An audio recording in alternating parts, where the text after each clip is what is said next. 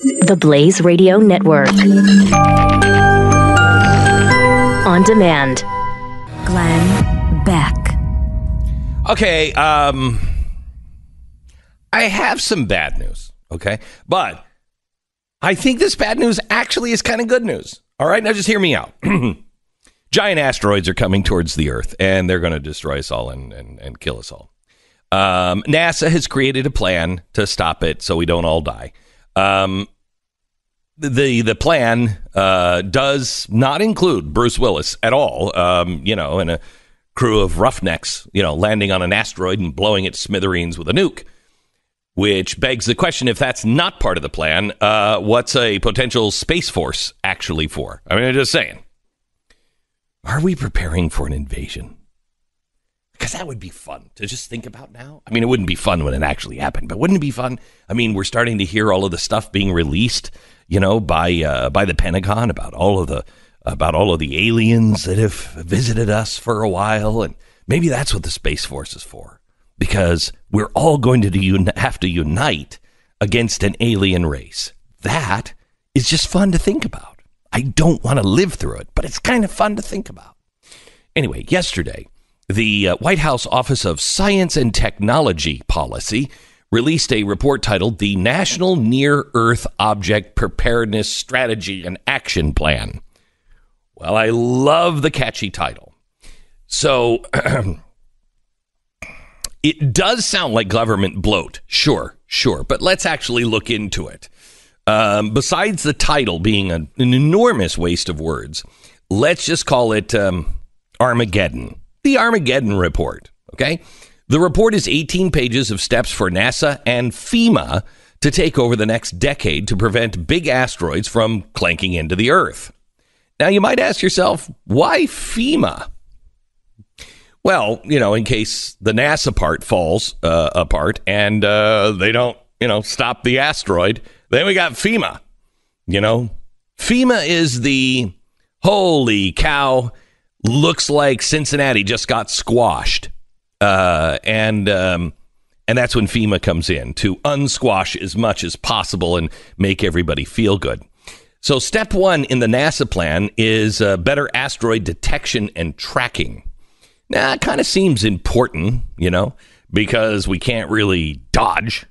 We need to see this one coming really early. Second is improving our ability to predict where an asteroid might hit, so FEMA can show up at the right place. Now, third, this is the awesome part, is the asteroid deflection systems. So if NASA's not using tough oil drillers to land on and kill the asteroid, how do you do it? Well, the plan would be to launch a spacecraft towards an asteroid that would change the asteroid's trajectory just enough to give us Earthlings a good scare and a really good show. However, we all live to talk about it. Now, NASA has plans to experiment with this deflection technique with a spacecraft launching in 2021. It's called the Double Asteroid Redirection Test, or DART. I love it when they come up with clever little names like that.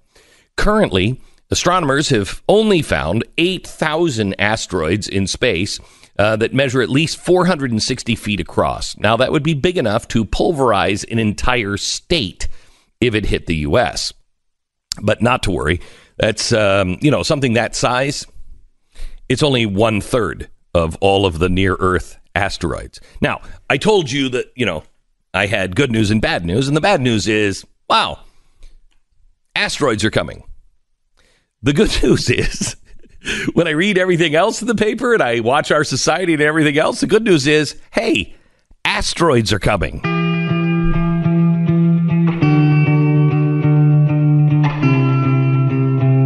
It's Friday, June 22nd. You're listening to the Glenn Beck Program. Still, I don't think I can start with the border today, even though I need to. I need to address the, the press and what they're saying about Melania Trump. Need to address that. And I need to address Time Magazine and what's happening with Time Magazine. Two amazing stories. But I also have I have a good story that doesn't involve asteroids. This is an actual good story. Okay. That will just make you feel good because you've never heard it before. Do you know a show you're on? Hmm? Do you think you're hosting a different program today? Well, you just prayed for an asteroid to destroy us all, and now you're going to tell us you have good news? Well, it's not necessarily good news. It'll just make you feel good. It's a feel-good story about the Supreme Court. All right. Okay. So this is from Slate. You know Slate. Yeah, not a conservative source. No. So here's the story. What is Justice Elena Kagan doing? So far this term, the liberal justice has crossed ideological lines at least 3 times to join the Supreme Court's conservatives. Most recently, on Thursday, Kagan authored the majority opinion in Lucia versus SEC, a huge case that threatens to erode the political independence of multiple federal agencies.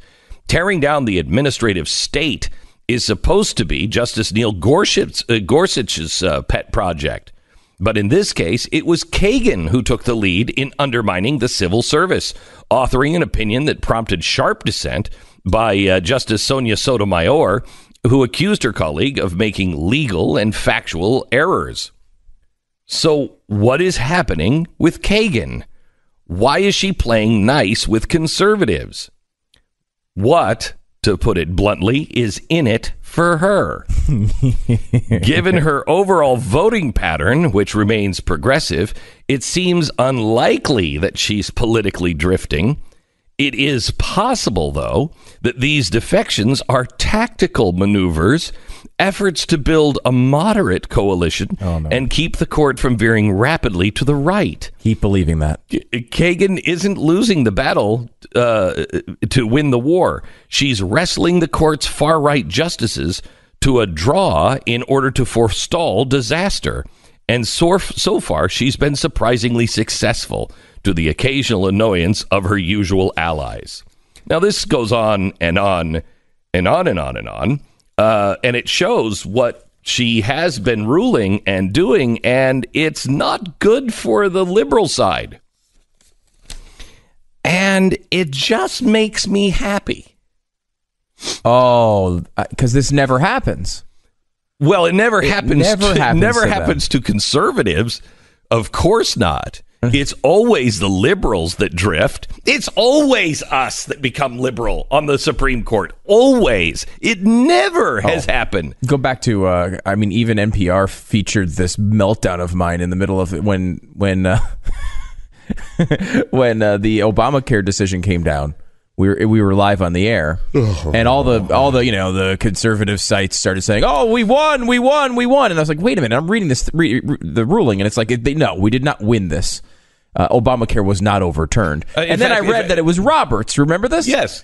And I started screaming, "This never happens to them. Yeah. It's always our guy who looks conservative, and then all of a sudden turns into someone who lets you down all the time." Okay, so wait. But if you remember that same show, what happened right after? People started calling and saying, let me quote this, "It's possible that this defection is a tactical maneuver." Oh, my God. Yeah, we got hit with that over and over again. Right? Yeah. No. He has a plan. He's tricking. That's right. This just makes me so happy. At least finally something like this happens to the left a little bit. Now, again, the same thing with Roberts. Roberts' general voting record is relatively conservative. He's just let down conservatives on multiple massive cases. And I don't think Kagan's to that level yet. No. But we've noted it several times. Kagan has sided with relatively sane principles a few times. And this is much better than you normally get from the left. The Democrats never miss on these picks. Listen to this.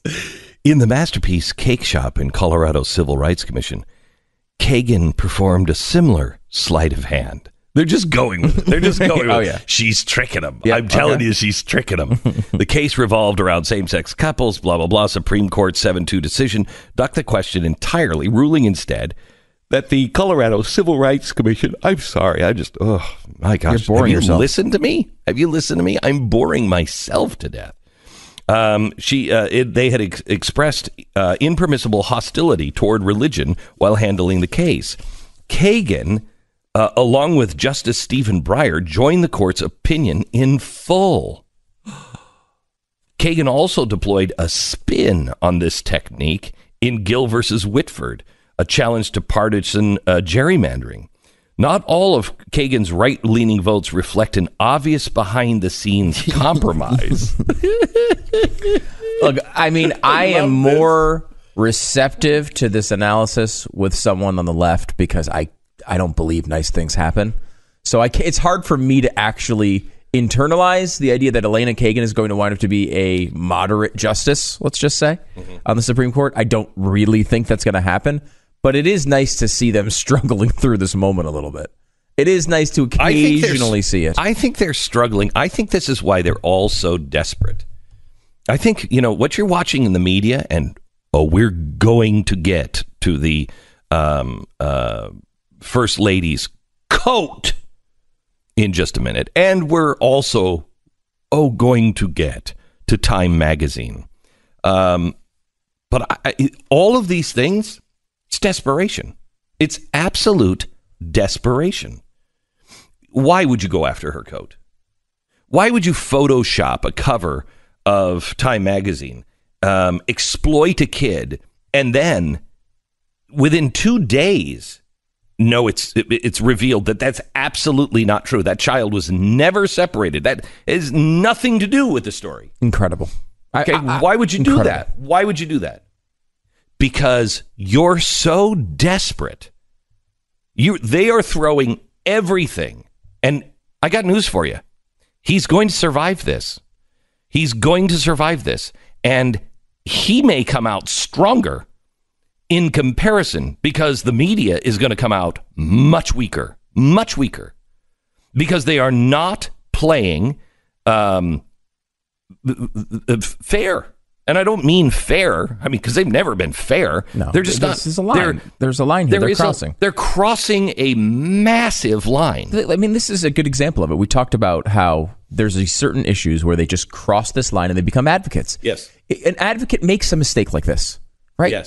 A Media Matters, a Think Progress, they make mistakes like this all the time. And they don't care. Because they're an advocacy group. Correct. Right? Correct. CNN is not supposed to tell you that this, here is the ultimate example. Here is the Vietnamese girl running away from the napalm of what's happening right now. Mm-hmm. This is the iconic photo.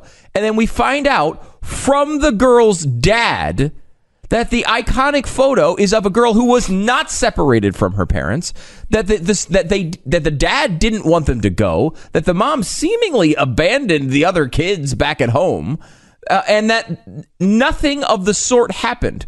Kids cry over all sorts of reasons. When I want to leave Chuck E. Cheese, the kids cry. Yeah. Well, this one was because mom was with human smugglers on a boat taking her little child in the middle of the night, and the Border Patrol pulls up next to them in their boat. Of course that child is crying. Yeah. Of course. It's a really bad situation. Right. But, a kid crying in and of itself is not a news story. Happens all the time. If you have kids of this age, you've seen it. You see it every day, right? The issue here is who's to blame. It's not just getting a picture of a kid crying. Anybody can do that. The point is, it's supposed to tell a story about how evil the U.S. government is. It told the exact opposite story, and they ran with it for multiple days until now they can move on to the coat when we find out the truth about it. Okay, now they can start talking coat. They can go fashion talk for a few days until we find out the truth about that, whatever that is. Okay, so here's the thing. They are in full-fledged panic, and I'm telling you, I do not believe that the Democrats are going to have a good midterm election. They're not. They're going to have all of their anarchists and all of their Marxists and everybody else turn out.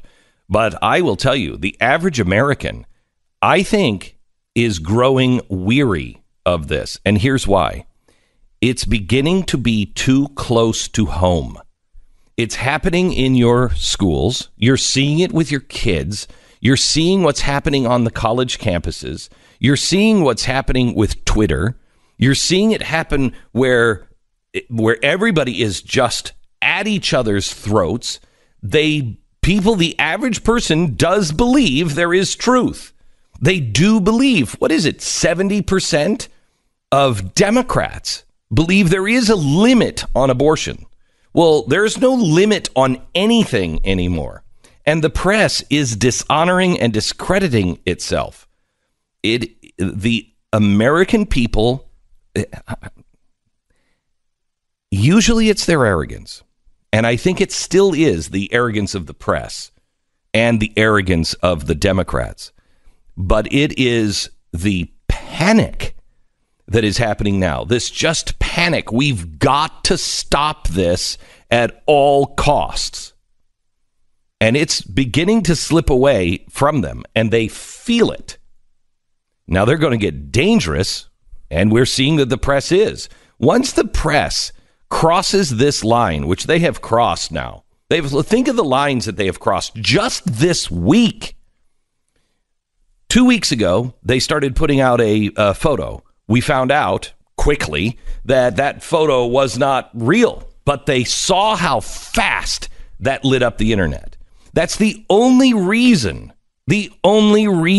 why they started looking into this story, because they saw and they were humiliated that this was an old photograph of children in cages. Okay. Mm-hmm. They were humiliated and they were like, oh, yeah, well, go find it, because those do exist. They did.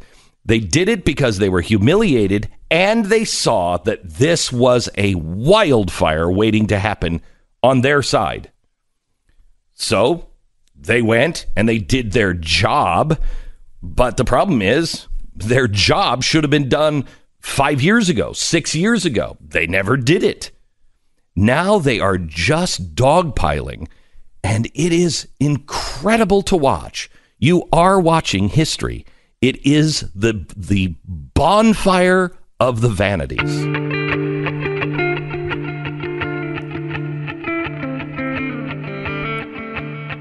All right, I want to talk to you about your car. If you have a car, like I have a couple of trucks on the farm, and they're out of warranty, and I keep them until the doors fall off. But I want their engines to run. I mean, they're hauling the cattle and everything else. I need a good, strong diesel engine, and they're great trucks. But I just brought one of them in for an oil change. Something was wrong with it, and I got there, it was $6,500. I'm like, what? The great thing is, they said CarShield covered it all. CarShield covered it all? Thank you, CarShield. That's what you want a warranty for. That's what you want extra protection for. When your manufacturer warranty goes dead and it's over, then what do you have? Nothing but out-of-pocket expenses that can run thousands of dollars. Not with CarShield. I want you to go to carshield.com. Before that check engine light goes on, or before you're surprised with a big bill, get CarShield. carshield.com, or call 800-CAR-6100. Get covered with the ultimate in extended vehicle protection. 1-800-CAR-6100. Mention the promo code or visit carshield.com and use the promo code BECK, and you will save 10%. carshield.com, promo code BECK. A deductible may apply. Charles Krauthammer died yesterday. Charles he was just an amazing man. Do we have the clip from Fox News and what he said about how he wanted to die? Listen to this. It's my job to call a folly a folly. Charles Krauthammer, columnist, author, and Fox News commentator, lived his life telling others exactly what he thought. You're betraying your whole life if you don't say what you think, and you don't say it honestly and bluntly. Do you think you'll ever stop writing? No, I intend to die at my desk. Really? I would like to.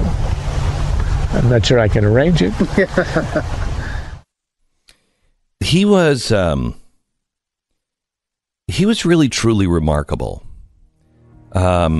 He fought against all of the odds and stood straighter. A man in a wheelchair that stood straighter and had more spine than almost all of us in conservative media combined.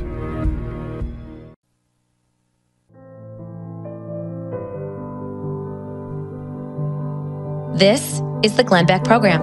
I want to cut through all of the smoke and the outrage and everything else about what the media is telling us is important about what's happening on the border, and get away from all of that, and give you maybe another perspective of why we need security. And it's, God help us, it's not because of the people. It's because of what's going on in Mexico right now that we refuse to look at.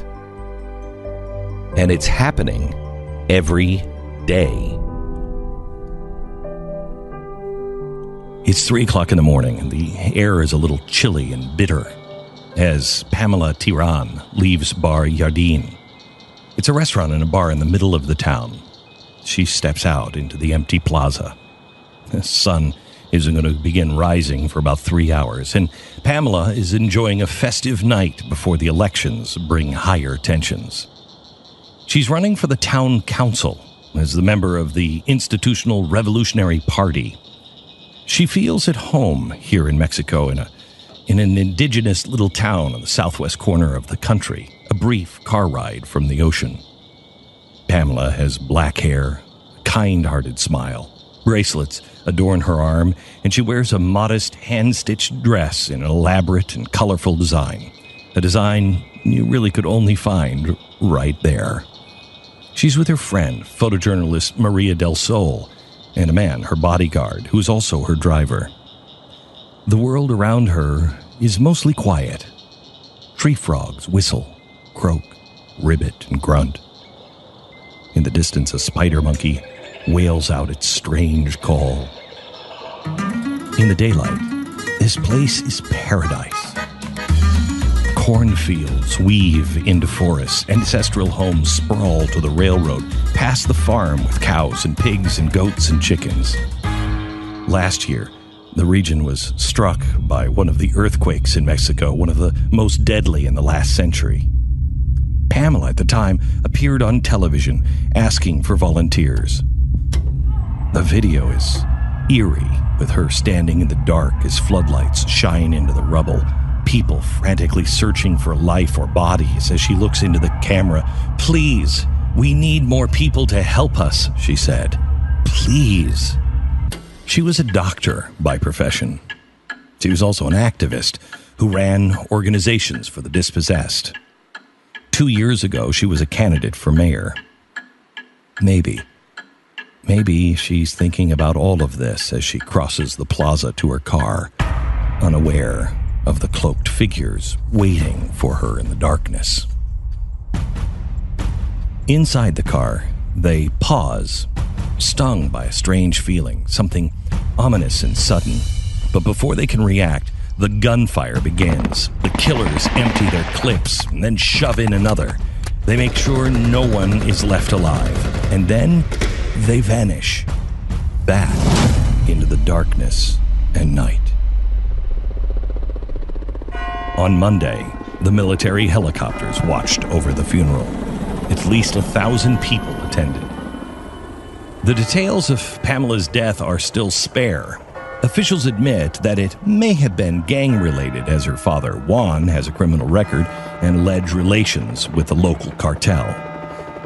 But either way, her death is a far more ominous trend taking over the country just to our south. Since last September, over 110 electoral candidates have been murdered throughout Mexico. In the 24 hours before Pamela's death alone, armed civilians murdered 2 women politicians a few hours northwest. The 2 women had been rammed into a ditch late at night and executed. In the morning, police uncovered the bodies. The vehicle had been abandoned and nothing had been stolen from the women or the car, so police realized it wasn't a robbery. Mexico is on the verge of presidential elections. They begin July 1st, and the drug gangs have been murdering their way into the race, from City Hall all the way up. Crime bosses have implanted their own batch of politicians, people who can be paid enough to stay out of the way. Criminal gangs rove the country, eliminating any reformers or any dissenters. Journalists in Mexico are now dying at an alarming rate, a historical high. So it's often hard to tell for sure what happens, because now people just vanish in the dark, at night, with the sound and the croaks and the whistle of the tree frogs. But the warring drug cartels are growing in strength and getting bolder by the day, bringing their culture of death to every corner of the country. And we sit here, oblivious, wondering why are so many people trying to get across our border.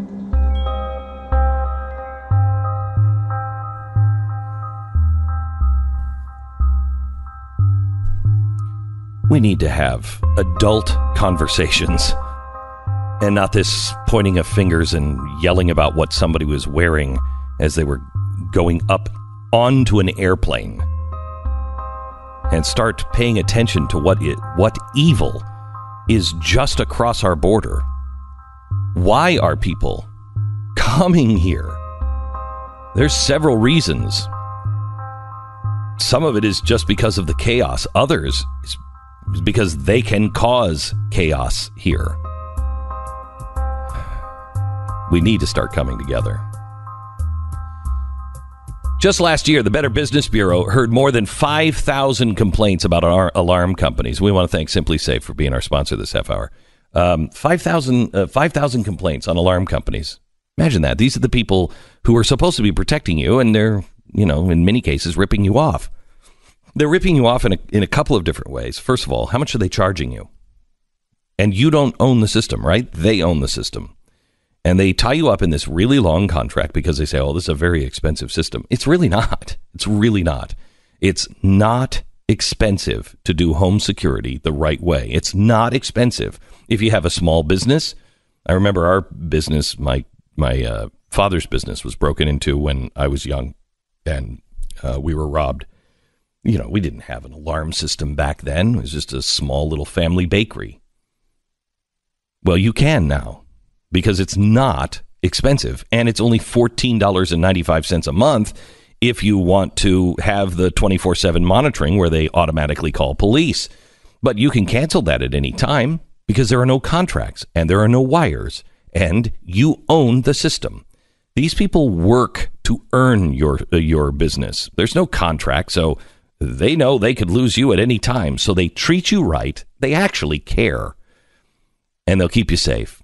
Get 10% off now. Go to simplysafebeck.com. Protect your family, protect your home, protect your valuables, your business with simplysafebeck.com. Go there now, simplysafebeck.com.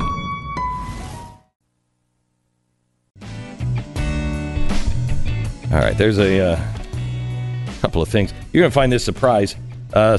California is full of psychopaths. Ranks second in the nation of psychopaths. Huh, who would have seen that coming? Let's talk a little bit about the jacket and Melania Trump. There's just a lot to say here. First of all, I believe it's a $30 jacket. I don't think it means anything. If it means anything, it is a message to the press. She only wore it going up and down the stairs in Washington. She didn't wear it in Texas. She wore it in Washington. And those are both their explanations. A, it didn't mean anything. B, it meant something to the press. They've said Correct. Both of those things, which is, it doesn't help the messaging. And those are the only things that make sense. The only things that make sense. So let me ask you this, because you're Mr. Fashionista over here. You're basically a Kardashian. No, I'm not. But like, the case they were making on the news about this is Melania Trump's a model.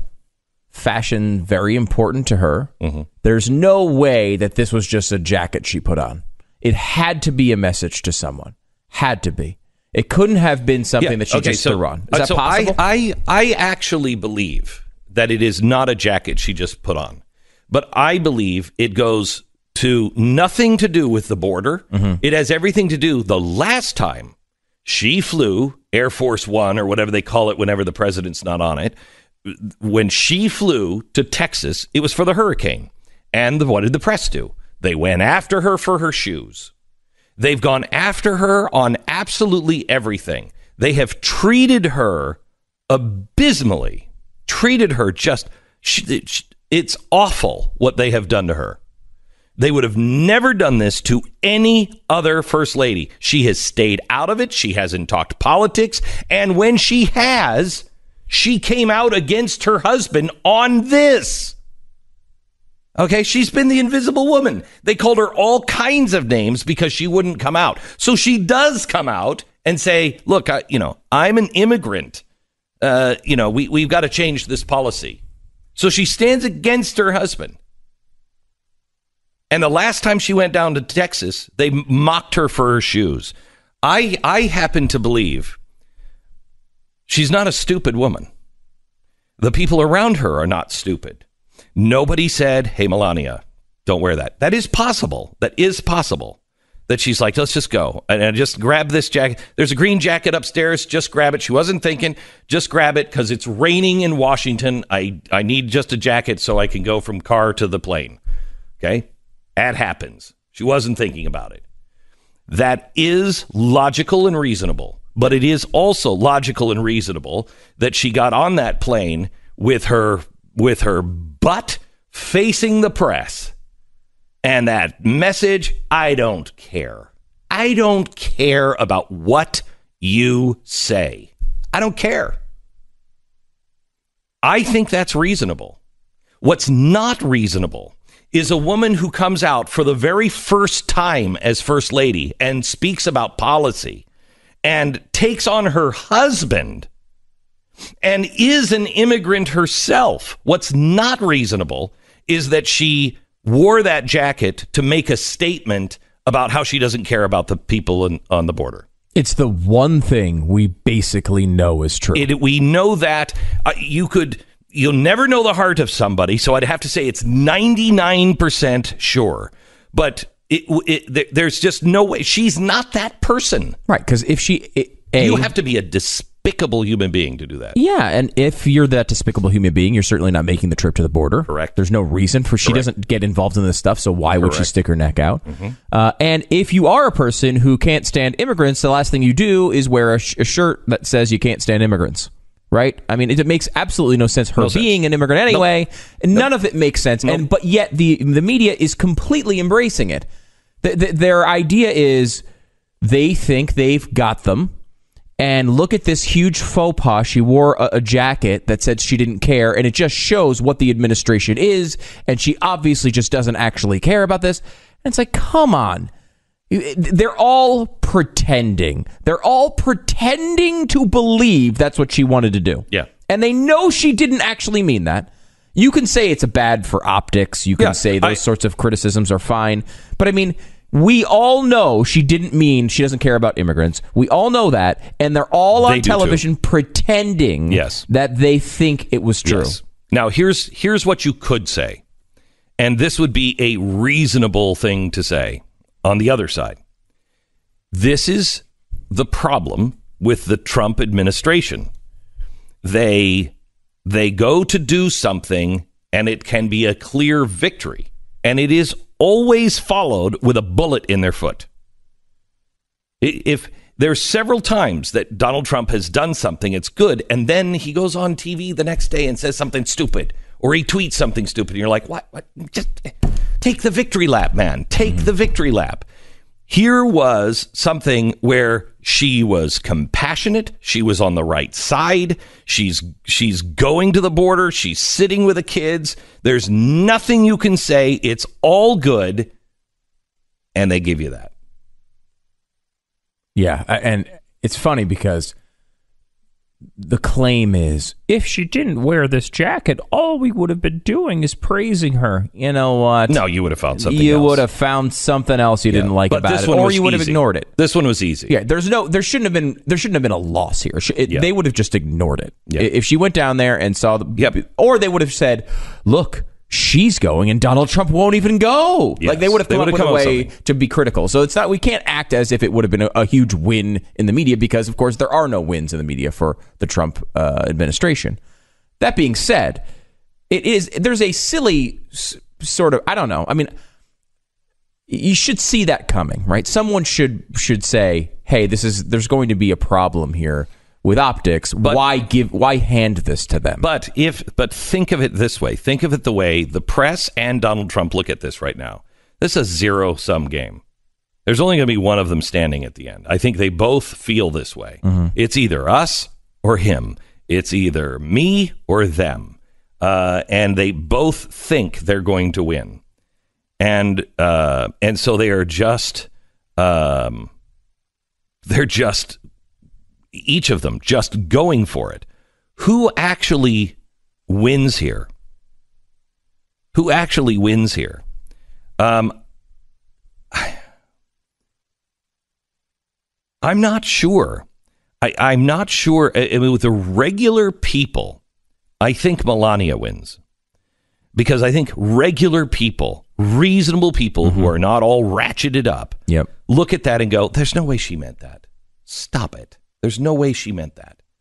They don't like the first lady to be taken on like that. And I think the average person knows that's an unfair, an unreasonable assumption to run to. So I think that Donald Trump actually wins. But what they're trying to do here is just polarize us in our camps and keep us apart. Glenn Beck. Can't wait. Bill O'Reilly's coming up in just a second. We're going to talk to him about everything that's been going on. I'm really excited to hear his point of view.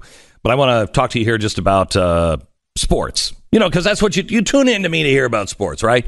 The NFL is practically 3 berets away from a socialist revolution. Now, maybe that's just me. But they seem more concerned with dismantling social norms and protesting than with actually playing football. The Minnesota Vikings announced yesterday that they're going to hold a summit and a fundraiser for the LGBTQI inclusion in sports. Now, the Inclusion Summit includes speeches, interviews, panel discussions with a variety of athletes, coaches, and activists who are homosexual or transgender, and will be hosted by the team's recently completed TCO Performance Center.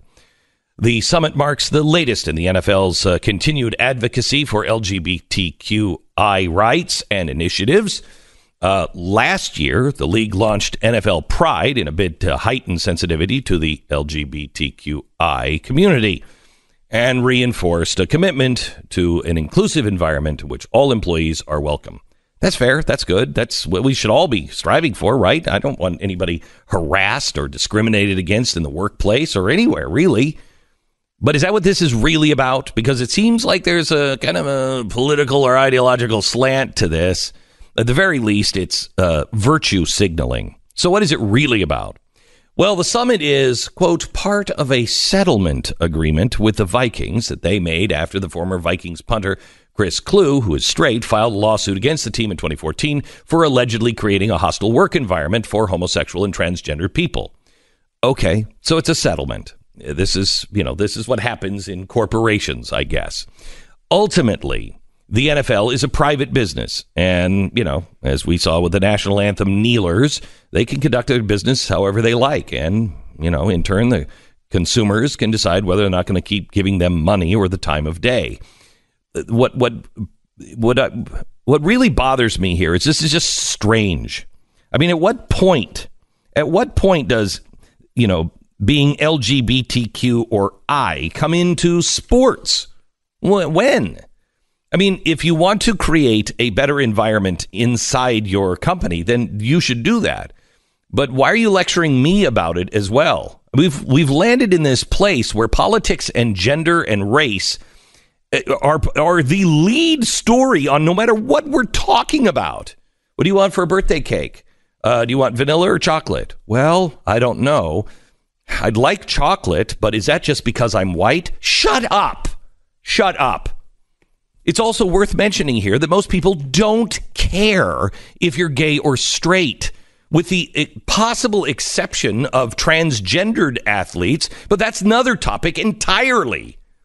This tolerance has actually been confirmed by studies and surveys throughout all kinds of sports in various countries throughout the world, even countries with, shall we say, a far less tolerant view of the LGBTQI community than we have here in America. Even people in those countries believe it doesn't matter. Why? Because people are coming to see a game. They watch sports to see athleticism, to enjoy the unpredictable fury of sport at its finest. Overwhelmingly, regardless of the sport, people don't care about your sexuality. Get over yourself. Most of us would rather not know. I don't need to imagine you doing whatever you want to do when you're doing it with whomever you want to do it with. Nobody's watching golf to muse the social significance of gender norms and sexuality. We're watching golf. Put the little ball in the cup. That's it. We don't go to a baseball game to meditate on the evils of the patriarchy and the terrors of cultural appropriation. If an athlete is good, I don't care. I don't care. If they're bad, I still don't care. It's certainly not a new idea that LGBTQI can perform in sports.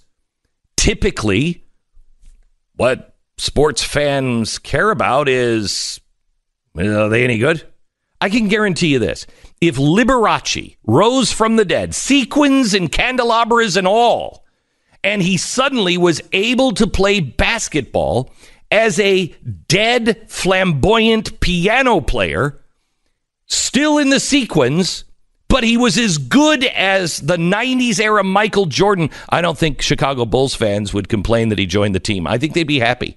I think they'd be happy. And I think you'd see a lot of fans that would just be wearing the sequins as a sign of support, not for his lifestyle or for him being dead and risen again somehow or another, just because they're showing their support because he's a great player. I think it's fair to say that most people like sports better when politics aren't involved. Keep the politics out of it. It's near impossible to escape the increasing intolerant politics of the left. Perhaps we could learn a lesson or two from our friends, the ancient Greeks.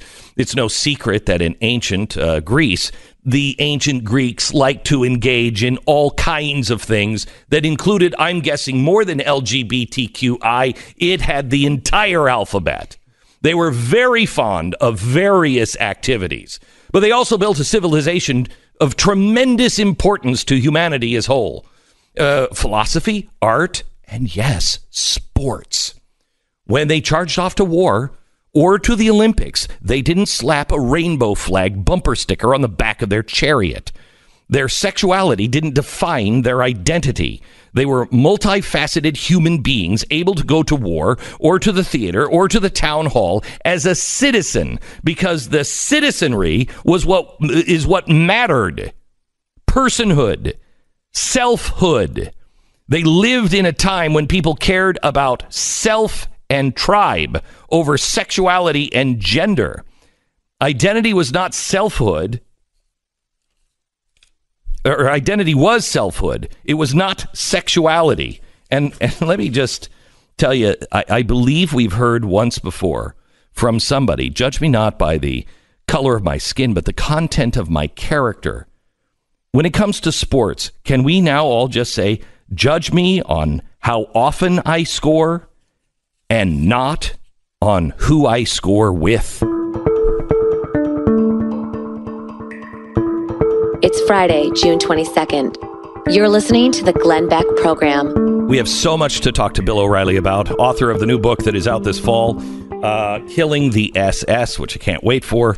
Bill O'Reilly, let's just start. This has been an incredible week, and I think a lot has been revealed on the press. They have crossed so many lines that I just don't think you come back from. Let's start with the latest, Melania and her jacket.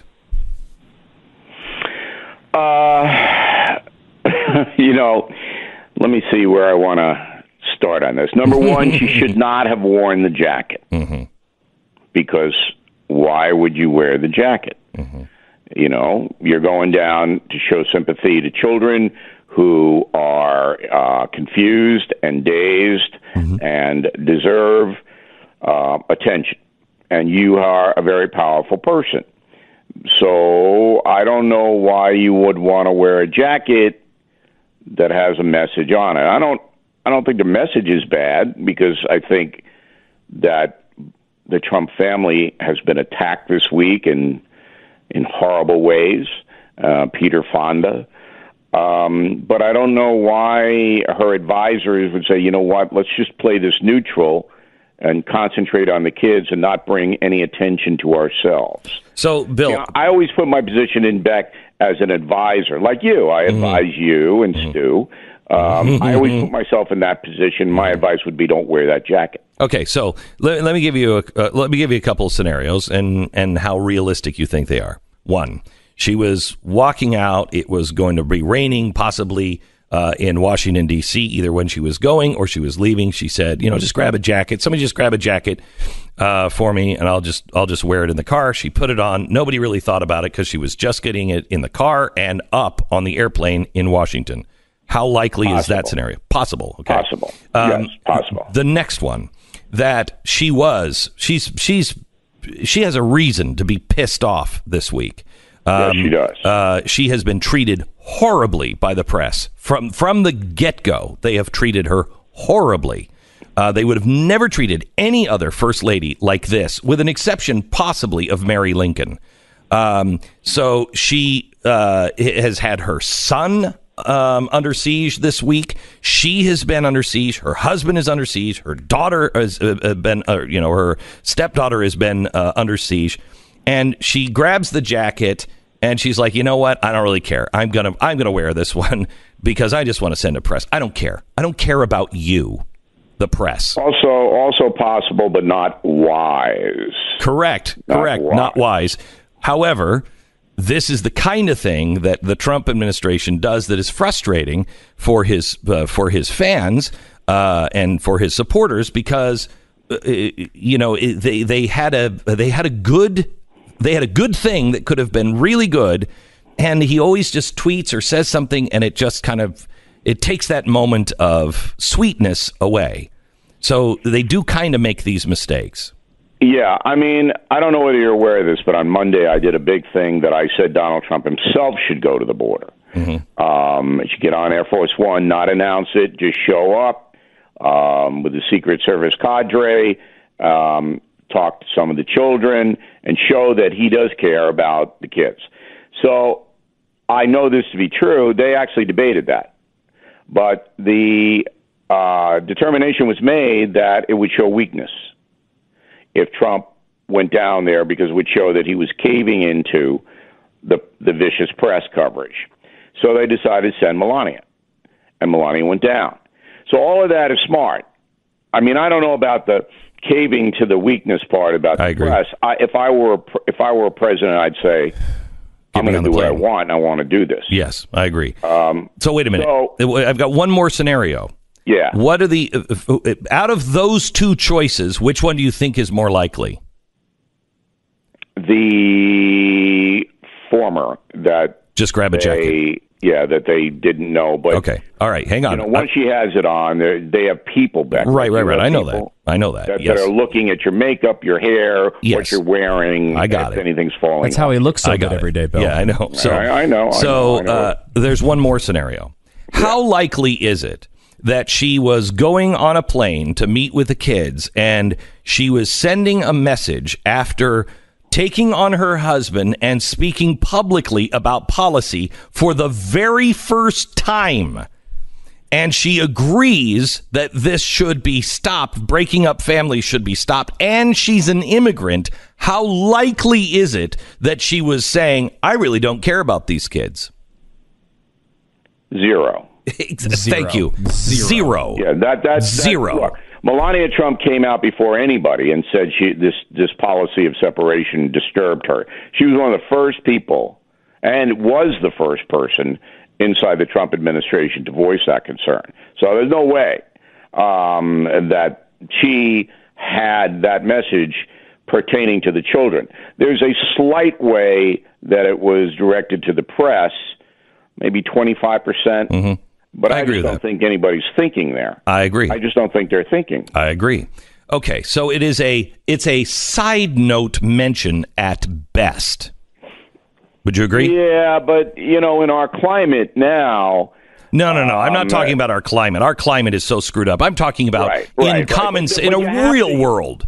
But when you're framing your questions and you're framing your opinions, you have to take care, that's the word, to define to your audience and to everybody that this is a totally different press than we had 3 years ago. Oh, I know. I know. It's totally different. I know. This is seek and destroy. So I want to build a case here with you, Bill. So far, we're on the same page. I want to take a break, and then I want to come back, and I want to talk about the other outrageous thing that the press has done, and they've done a lot this week, and that is Time. That is Time magazine. And the cover of Time magazine. And we have new information on that. And I know. During this break, I'm booking a trip to Greece, by the way, based upon your monologue. So. I'm not sure what you're saying there, but, more power to you. I'm not going to judge. Bill O'Reilly breaks news every time he comes on the program, doesn't he? He does. All right. We'll be back with Bill O'Reilly in a second. First, let me tell you about Casper Mattress. Casper just built a great bed. I mean, it's just really a good bed. They have these researchers that had this thing in testing for a very long time. They've invented their own foam, so it's breathable, so you're not trapped in. I mean, I've had a foam mattress before, and at this time of year, you just don't sleep. You wake up and you are sopping wet. I hated it. This is a foam mattress that has cured that. It's got all of the right pressure points for your body. It gives you a great night's sleep, and it's breathable, so you're not hot. Casper Mattress, unique combination of foams that give you everything you need for a perfectly balanced and comfortable rest. Try it out in your own home for 100 nights. If what I say isn't true, send it back. And actually, just call them. They'll come and pick it up. You don't have to worry about any of it. They'll give you a free refund fund. You have nothing to lose. They want you to have a good night's sleep, and so do I. Try Casper. Casper.com. Try it in your own home for 100 nights. Casper.com. Use the promo code Beck and save $50 on select mattresses. Promo code Beck. Casper.com. Terms and conditions do apply. Mr. Bill O'Reilly. The press, this is the case I believe that we can make by the end of this hour. The press has crossed so many lines this week that it's astonishing to me. We've just gone over the Melania Trump, which is just a line of, just common sense and decency and all of that stuff. With Time magazine, they put a young kid on the cover who was crying, and it looks like they're looking up to Trump. That's all Photoshop, obviously. But we find out now that it wasn't only exploitive and misleading. This child was never taken from their mother. In fact, taken from the father, and the mother took this child unbeknownst to the dad and abandoned 3 other children. Any comments on this one? Well, it's a Honduran story. And you got to be careful when you are in those precincts. But I think you're right on the overarch that Time magazine, which is bankrupt and will never again be any kind of a force in America. And at one time, Time magazine was the most powerful weekly news organ in the country. And you can pinpoint their downfall when they put me on the cover. Yeah, I mean, After that, people went, is this Mad Magazine? Yeah, this is craziness. This is craziness. Okay. Yes. Right. But Time magazine destroyed itself by ideology, as so many of them have, and now is in the realm of we don't really care what's true. We feel Donald Trump is a threat to the nation, so we can justify anything, dishonesty, distortion, because we feel he's a villain. But even more important than that was the story about the special counsel Robert Mueller putting in writing in his report that both the New York Times and the Washington Post fabricated details of the raid on the home of Paul Manafort. And Mueller himself was so outraged by this and didn't pull any punches at all, said basically, those news agencies lied. We did not pick any locks. We did not do what they said we did, and it's outrageous. But did you hear anything from the New York Times and Washington Post saying, gee, we're sorry, we made the mistake? No, because they don't care.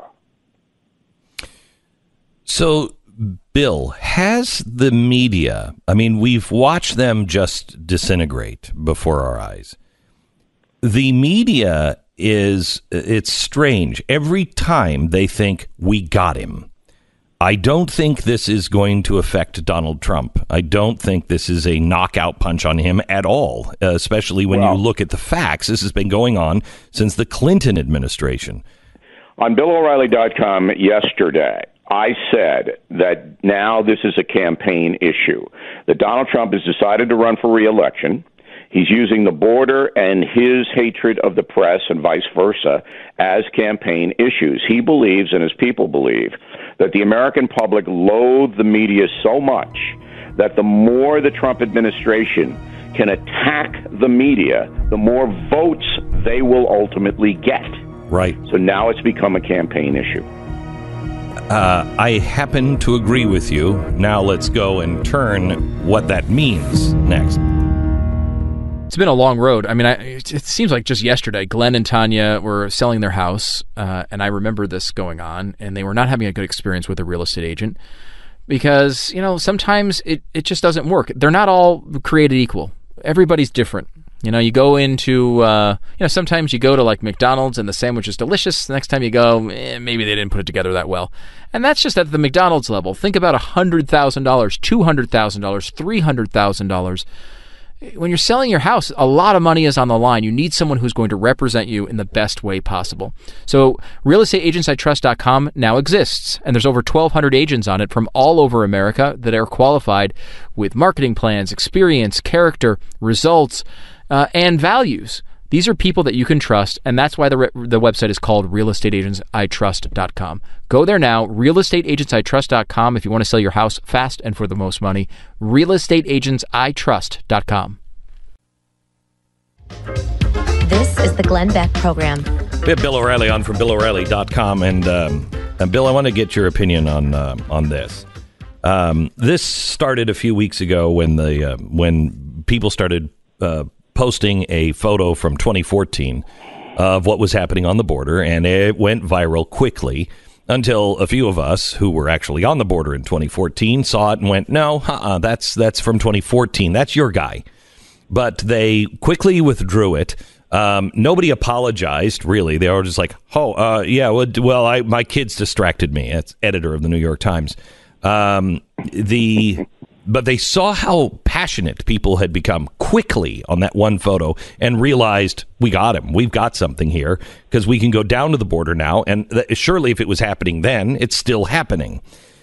They're supposed to be reporting facts, why things are happening, giving us context, telling us what it means and why it matters. But I believe that they have finally crossed the Rubicon of where it is extraordinarily apparent to any fair-minded person that they are nothing but advocates, and they either don't see it or they don't care. People have priced in to Donald Trump the Rafael Cruz killed JFK. They've priced that in, and they don't care. The press thinks, well, two can play at this game, but they can't because they're not Donald Trump, and they are going to absolutely put the last nail in their coffin. They think they're going to win. They don't. What do the folks do, as you like to say? Well, folks are angry on both sides. The press is not going to have much of a role in the midterms coming up in November or the presidential election of 2020 because everybody knows now, as you just said, that the fix is in. And they know, I mean, the editors of these newspapers and the producers of these television programs, they're taking their orders from corporate. And that goes the other way, too. And corporate is basically telling them, look, we want you to destroy Donald Trump, or we want you to support Donald Trump. And outside of a very, very few people, Charles Krauthammer being one of them, the lemmings say, okay. And, you know, that doesn't, in the New York and L.A. precincts, they're all thinking the same way anyway, because that's what they do. It's a social thing as well. Mm-hmm. So it's easy for them to say, okay, I'm going to justify any kind of bad stuff I can put in the paper on TV about Donald Trump. And that makes Trump sympathetic in some quarters and will, I believe, help him garner more votes. You brought up Charles Krauthammer. What are your memories of him? I just finished writing my tribute to Charles for BillO'Reilly.com and Newsmax. And what strikes me about Mr. Krauthammer, and I didn't really have a personal relationship with him. I did spend a little time with him at a Washington Nationals game. He was a big baseball fan. But life dealt Charles a very cruel blow. He's in Harvard Medical School. He's a brilliant man, and he dives into a pool, and he hits his head and neck, and he's paralyzed. Well, rather than folding, Charles completes medical school, does amazing work in bipolar disorders, then pivots into journalism, which he always loved, was a radical leftist at one point, but then, because Charles was not a zombie, began seeing what Ronald Reagan was trying to accomplish, and then moved on over to the conservative side based upon his admiration of Reagan. So this is a life that should be studied by Americans, that you can overcome adversity, that you have to roll with bad things that happen to you, and that you can accomplish an amazing amount of things even if challenged the way Charles Krauthammer was. So that's the essence of my remarks. I think there's a lot of people that watched Fox for a long time that may not have even known that he was in a wheelchair. And Charles never wanted that. He never wanted a reference to it. He never wanted people feeling sorry for him. He never wanted any of that. He really was a man that people should emulate, and that's the message. And he was so disgusted by the press, I can't tell you how angry he was about, because he did write for the Washington Post. Now, he never badmouthed them, but I know that he was just sickened by the corruption, and that's the only word you can use, that the American media has descended into. We now have a corrupt institution in this country. It's horrifying. And I mean, I personally experienced it. And it is just, I feel that America is really in trouble if you cannot get honest information. So we can't get honest information. Yes, we can. I think your program and others on talk radio are essentially honest. What I'm doing on BillO'Reilly.com is absolutely honest. There are vehicles, but when we do that, when you and I separate ourselves from the corruption, what happens? The corruption comes after us, because the corruption knows that exposition is going to harm them. And so the few people who do that exposition are under enormous strain and in danger.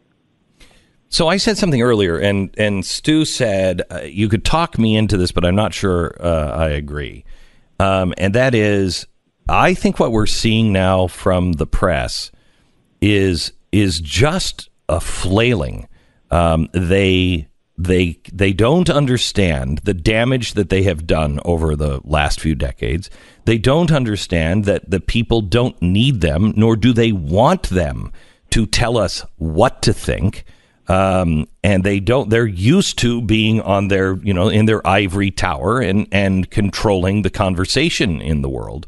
And they are panicked, and each corner, it gets worse, because around each corner they think, well, this is going to put us rightfully back into our seat. And as we are tried, they try to destroy us.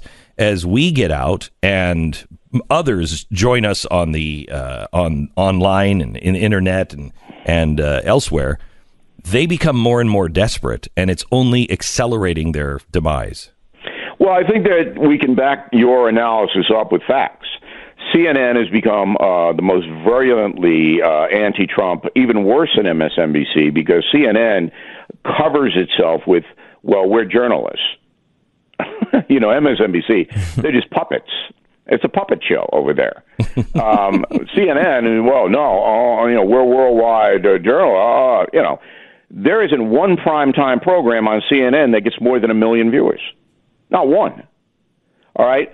That Jake Tapper, despicable human being. Oh, wow. He's down in 600,000, 700,000. Wait, why do you...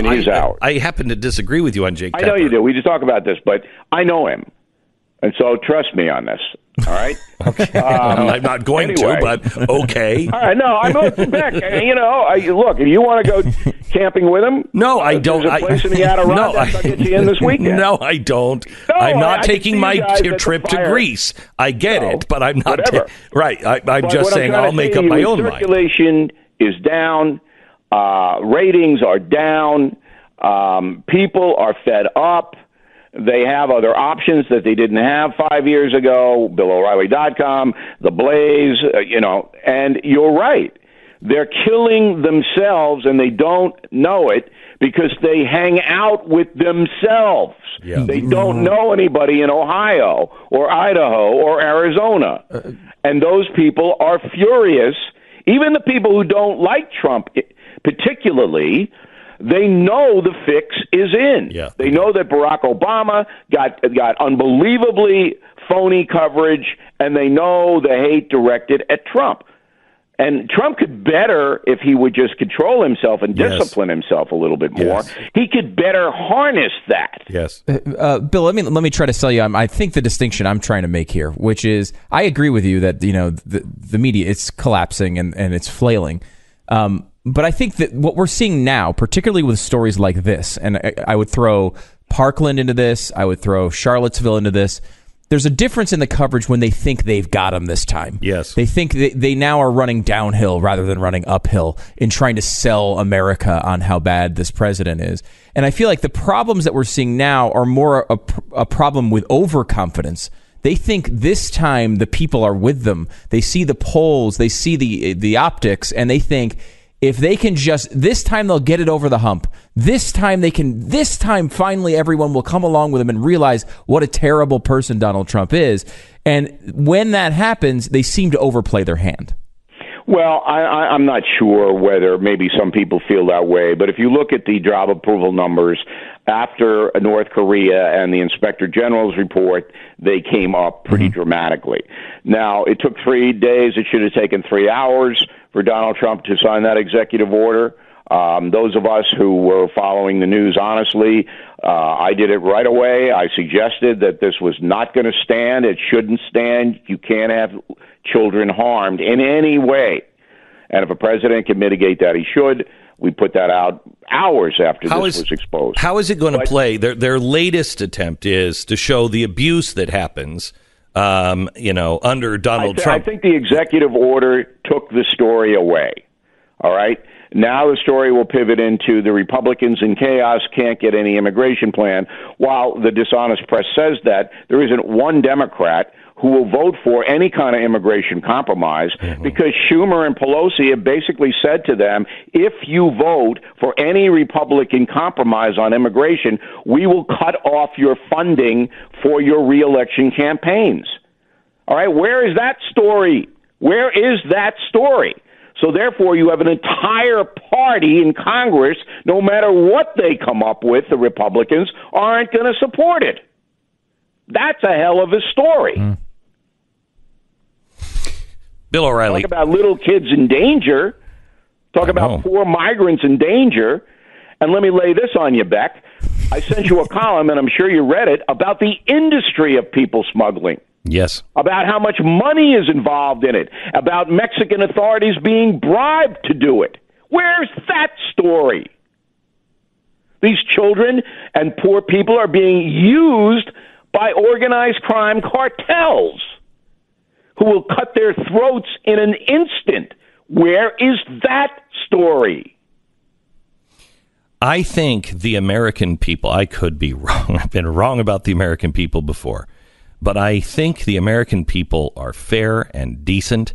They look at this story and they know something is wrong. They also know that this is an ongoing issue.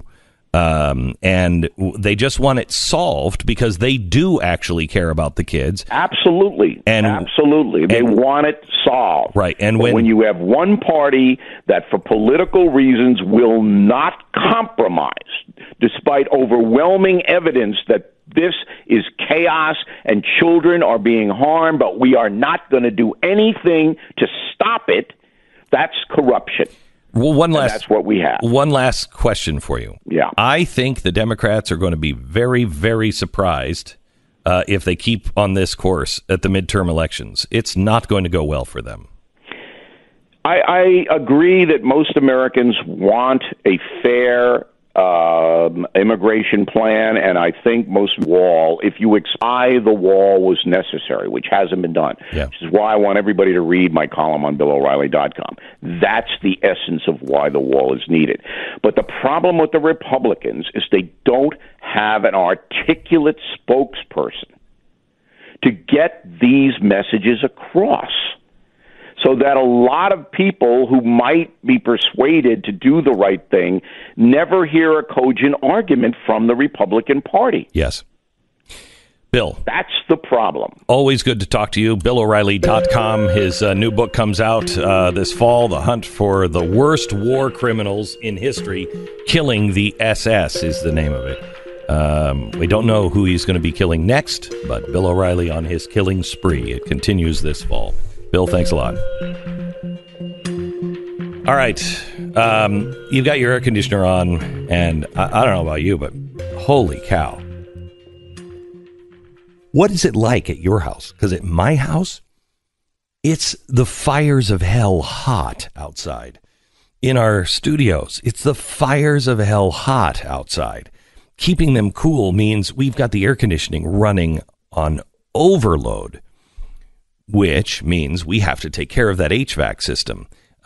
You got to change your filters, because the filters, especially with all the pollen and everything else in the air, your filters, if they start to get clogged at all, that HVAC system is going to go down, because it's not going to be able to handle it. It's got to be able to draw that air through easily.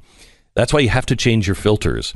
America's leading provider of HVAC filters for homes and small businesses is FilterBuy. FilterBuy carries over 600 sizes that ship for free within 24 hours. They're all made right here in America. And they also have auto delivery. That way you never forget. They come and you're like, oh, yeah, I got to just put this in. And you change your filters. And they knock 5% off the order just for making your life a little easier. It's FilterBuy. Save time, save money, breathe better, and save your HVAC system from all kinds of costly repairs. FilterBuy.com. That's filter, B-U-Y, FilterBuy.com. Glenn Beck.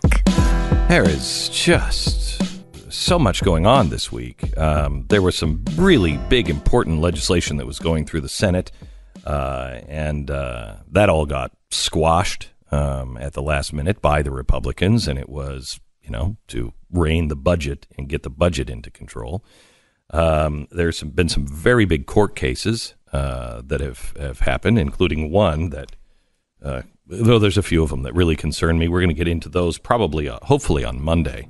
But we also have Mike Lee joining us next, a good friend, an honest guy, and a friend of the Constitution as well. We're going to talk a little bit about what happened in the Senate with the budget, and also immigration. Is anybody really working to fix this problem? Glenn Beck. It's Friday, June 22nd. You're listening to the Glenn Beck Program. Senator Mike Lee, one of the greats in our Senate right now, that is... he stands by the Constitution and common sense. I can't even imagine what it is like to live your life right now, Mike. Welcome to the program. Thank you very much. It's good to be with you. So, Mike, I want to talk to you about the border. I also want to talk to you about a couple of things that happened yesterday, and just get the lay of the land. First of all, on the immigration front, the media is going crazy on this. It is so irritating. I believe you were down at the border, or you were going to come to the border when we went down in 2014. Were you there, Mike? I was not there then. I've spent a lot of time there. In fact, Yeah. I spent 2 years living down there and working among poor people, immigrants, and others as a missionary a quarter century ago. And so I'm very familiar with the lower Rio Grande Valley where a lot of this is happening. And it is a nightmare, and it has been a nightmare for a long time. And people are trafficking in children, drugs, all kinds of horrible things. But nobody seemed to care until Donald Trump came along. I think the average American just would like this fixed. Is there anybody that is trying to fix it in the Republican Party that can get something past the Democrats, which are just kind of I hate to use the term Mexican standoff, but that's where they're at. Yeah. Look, immigration has been a very thorny topic. I was talking to a colleague in the House of Representatives yesterday who said that every proposal that one group would support is diametrically opposed by the other group, and that there are so many different factions of people that there is no one proposal that they can see that can get a majority. There are glimmers of hope out there from time to time.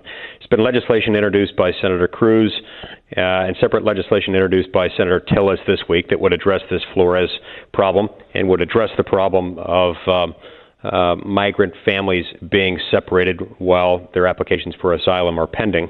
So that's why my view has long been, Glenn, that with immigration, our best step would be to start very narrowly.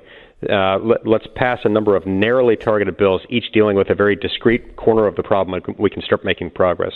So explain the Flores case. That's Reno versus Flores, right? Yes, Yeah. yes. And Explain this. This was a decision that ended up making it impossible, illegal for the federal government in some circumstances to allow for families to remain together while their asylum applications were pending, at least as was the case with families that entered not through one of the lawful points of entry, but through an illegal smuggling channel or in some other point along the border that wasn't a lawful point of entry. Now, keep in mind, this has been going on for years. This occurred under Democratic presidents and not just under Republican presidents. It's just that it got more attention of late, in part because there's been more border enforcement of late. One of the real problems for this, Glenn, is that some of the drivers of illegal immigration, some of the drivers of families flooding across the border under desperate circumstances, has had to do with a signal sent in previous administrations, including under the Obama administration. Go ahead, come on over. And this idea that we would have almost open borders has created a flood of people coming up and has led to a lot of women and children being assaulted, being sexually assaulted and exploited along the way. It really is a humanitarian crisis, and one that I think our government sadly has contributed to. And what is horrible is, I mean, one of the reasons why, we have to have paperwork or now DNA testing is because, A, some of these kids that are released right away are being conscripted by the drug lords to do, child trafficking and smuggling kids in across the border because they know that they're going to be released. So that was part of the Wilberforce law that Bush signed in to try to stop the drug trafficking. But there is all kinds of things that are happening where we don't know if these kids belong to these parents, and everybody's pointing fingers, but nobody's actually looking at the human price of just allowing kids to come in across the border by themselves. That's right, and that human price is very substantial, especially when you consider the long journey that people are making, and when you consider the fact that in many cases, children coming with adults are not necessarily their children. Sometimes they're traveling with smugglers or with someone else. And along the way, they are subject to all kinds of horrors. This is one of the reasons why what I wish we would do is figure out a way to establish an asylum process that can begin in Honduras or in some of the other Central American countries. Well, doesn't it exist? Don't you just have to go to the consulate? That's the way it should happen, rather than people coming up unlawfully we would prefer that they apply for asylum there rather than here. It's one of the reasons why it's so dismaying when people refer to those of us who think that it should be an orderly process, describe us as somehow unpatriotic or unkind. The most unkind thing we can do is to facilitate a process that leads a whole lot of people to be harmed along the way. Mike, you were there on the border. You've spent time.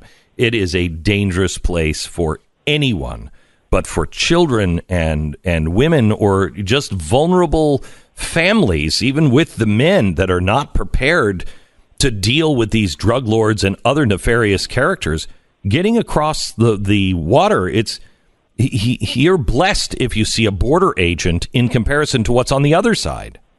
Yeah, that's right. And another point that's related to that often goes unlooked, there is a racist assumption that a lot of people use, a lot of America's elites use, which is that if you have a last name that is similar to the last names of some of the people coming across the border illegally or seeking asylum, that you necessarily are going to want uncontrolled immigration by other people with your same last name. And that isn't true. One of the things I learned living and working among people along the border is that regardless of their national origin, regardless of their citizenship, their U.S. immigration status, they were concerned about their own safety, their own security, their own employment opportunities. That's why they came here, the chaos in their own country. Why would they want chaos here unless you're nefarious? And most of them are not. Exactly. Which is why it infuriates me when liberal elites in the United States try to suggest that this is a race issue, that everyone of one ethnicity feels one way and a lot of people of another race feel another way. It simply isn't true.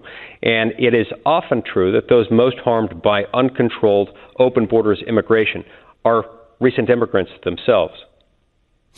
All right, let me switch gears. Some things happened yesterday that nobody was paying attention to, and I'm glad that there are people like you that are trying to cut the waste in government and the spending, but also regulation.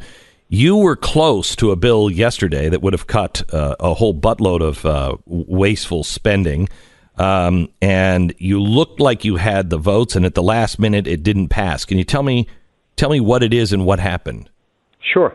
This one was actually the day before yesterday. The Senate had an opportunity to vote on President Trump's rescissions package. This is the roughly $15 billion package, you might remember, that President Trump identified as wasteful spending.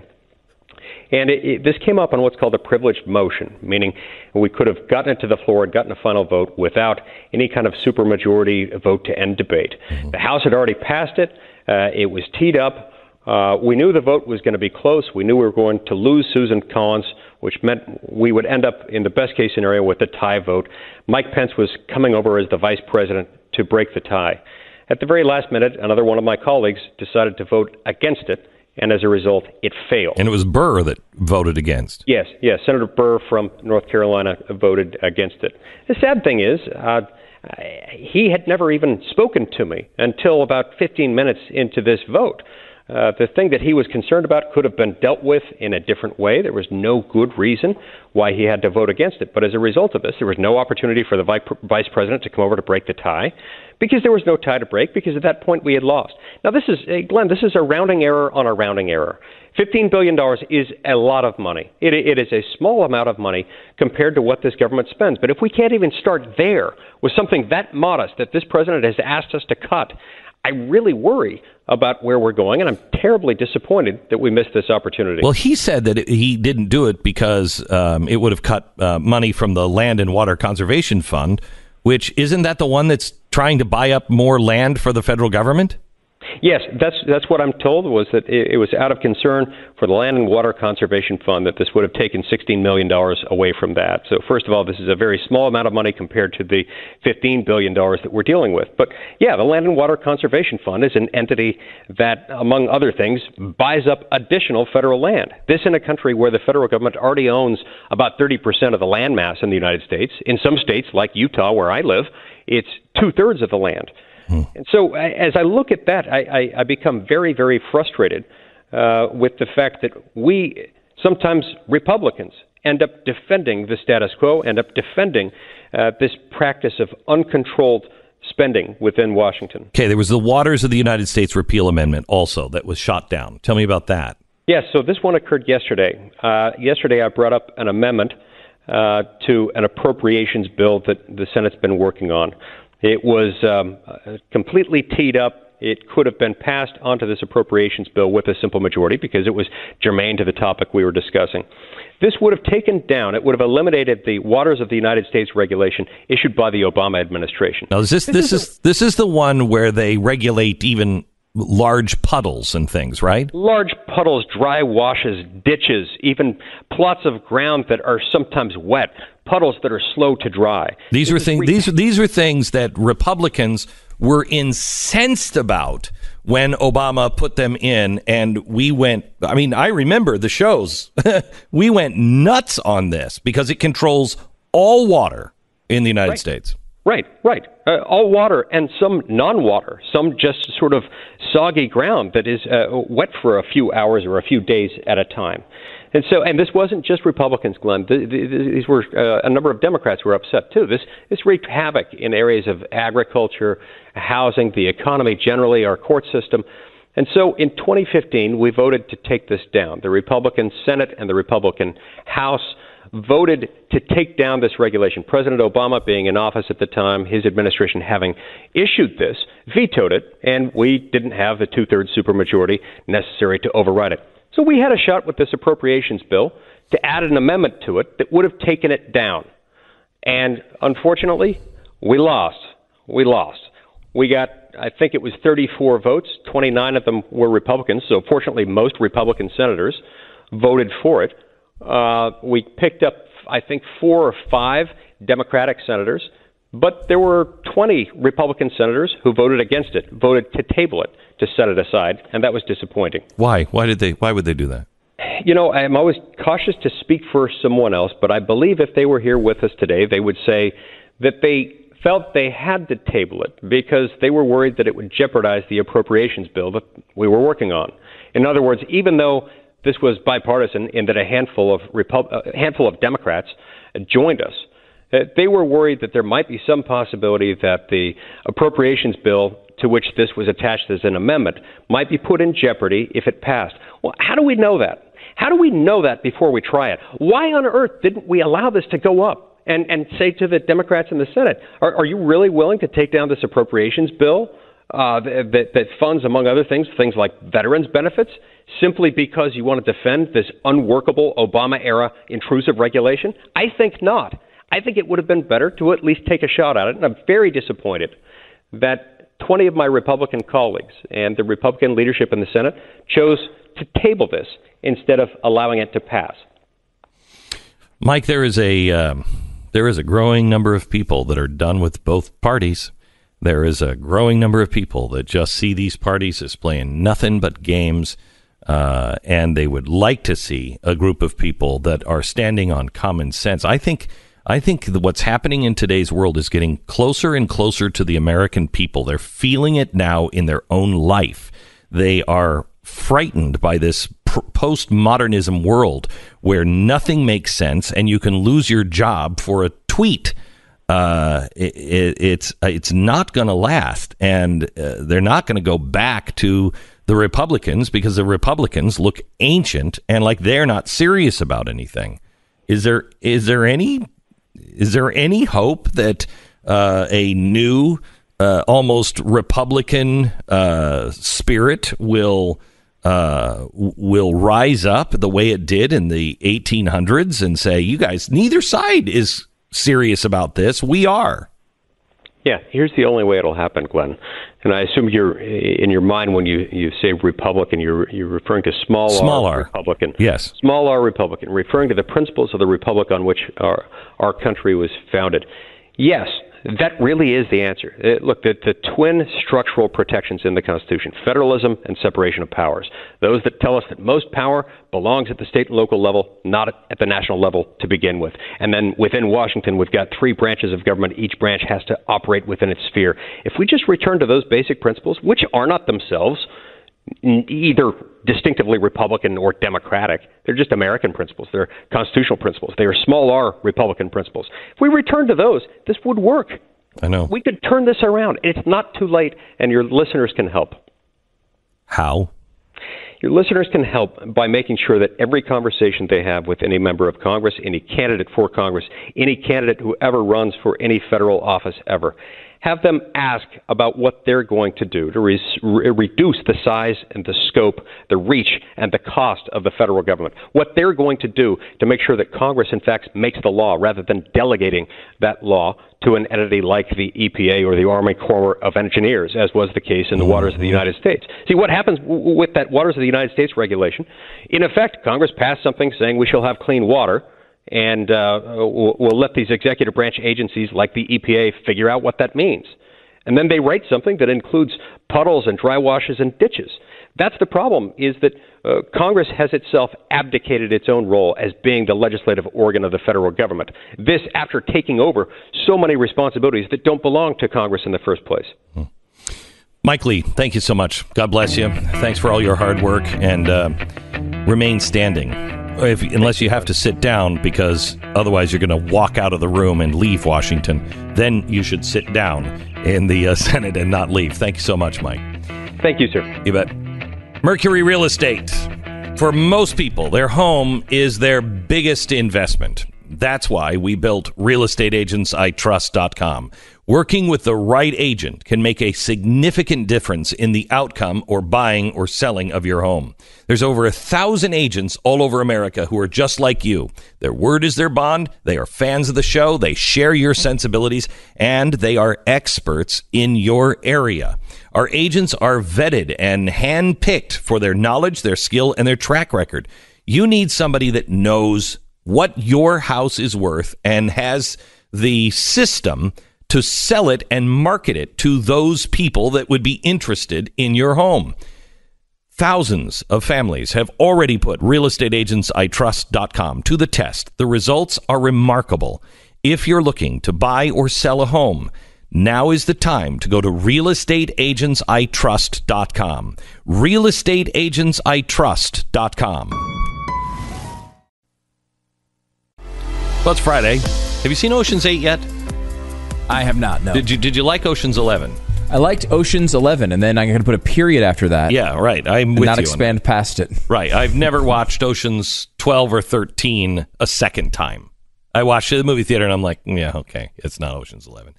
Yeah, I think I probably have seen them a second time, but I have not felt good about that experience. Yeah, right.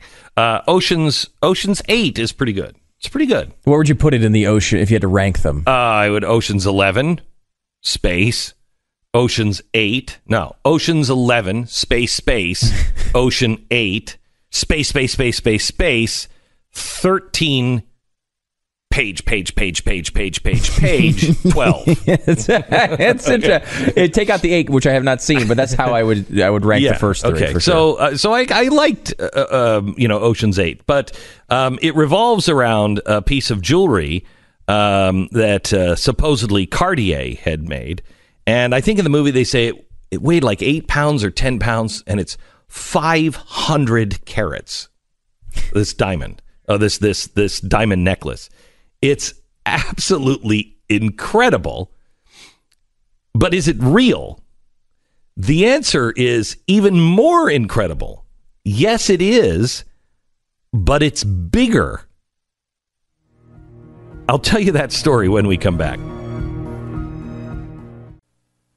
A couple of things here I want to make note of. The diamond necklace in Ocean's 8 is this gigantic necklace. It's on the neck of Anne Hathaway. And it is supposedly like 500 carats and weighs, 8 pounds or something like that. And it's amazing.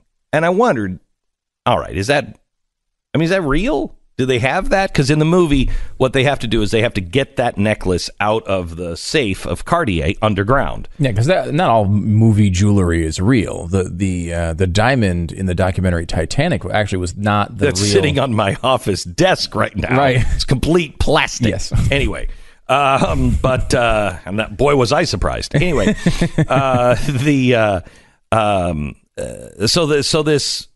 this is supposedly, a real thing. Well, you do a little research, and it actually is, but there's something surprising about it. So it's called the Jean Toussaint necklace, and it was named after the guy who was their creative director for a long, long time. In the movie, I don't remember how it got back to Cartier's hands, but it did, and so now it's so valuable that they can never take it out of the safe, and so they leave it in the safe for insurance reasons, blah, blah, blah, blah, blah.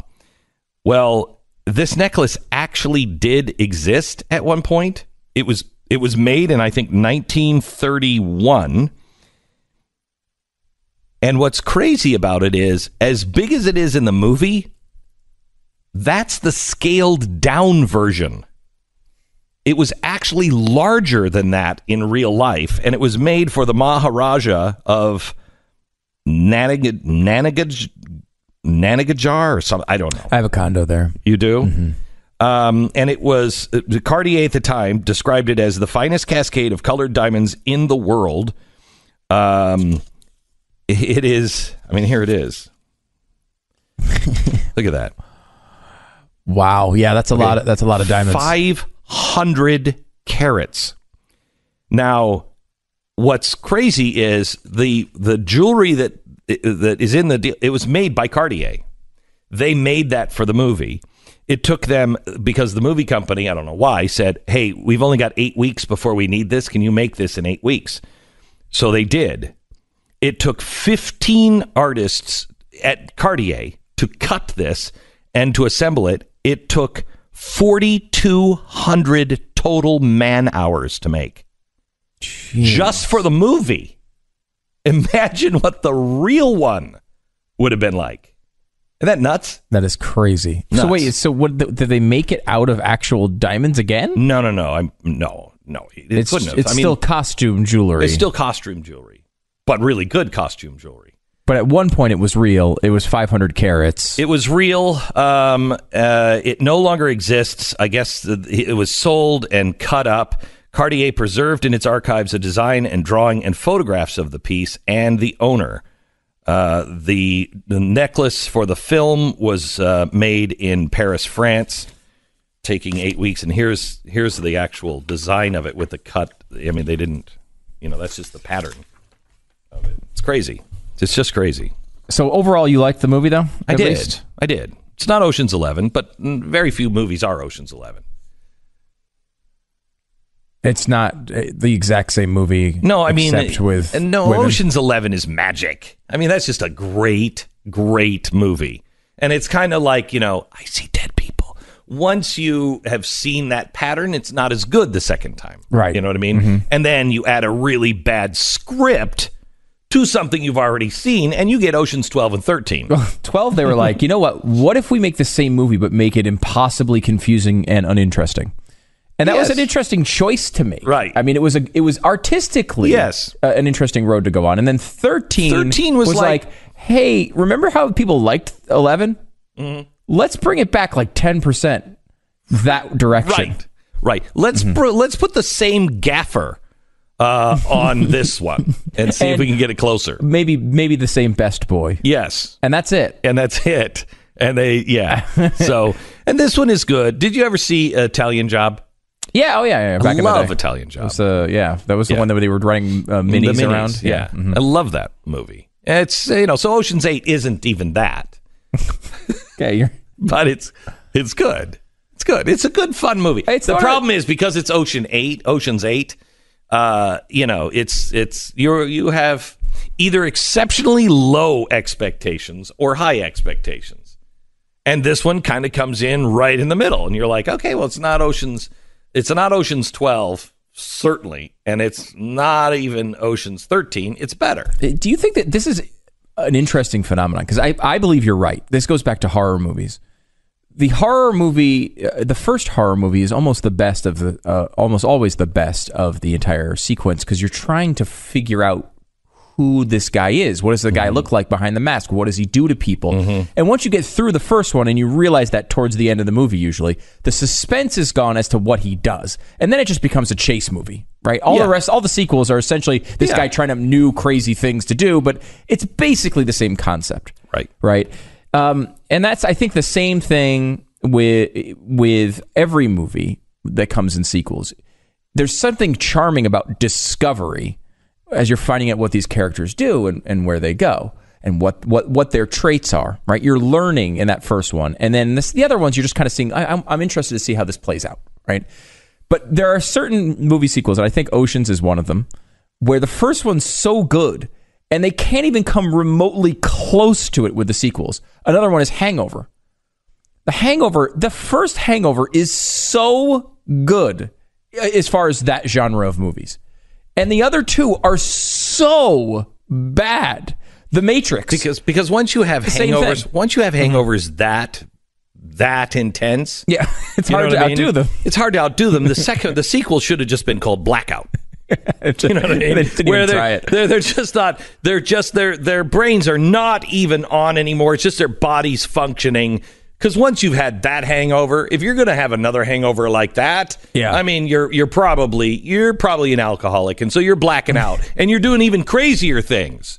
But then the movie ends with going, I had no idea. No. I did what? I killed who? What? There's not really a story here. We're just we're tired and we're driving home. Right. The Matrix is another one I would put in this category. Where the first one, I mean, that is a masterpiece of a movie. It really is. The Matrix is a great movie.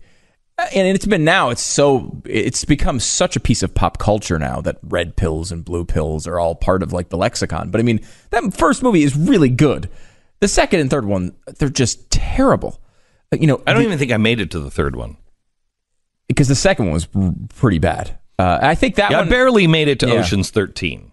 Because 12 was bad. Punishing. Yeah. 12 was like... punishing It was. It was like, we're going to punish you with this and see if you'll take it. We're just going to hit you in the face for 2.5 hours and see if we can make a third one and you'll still come back. Yeah.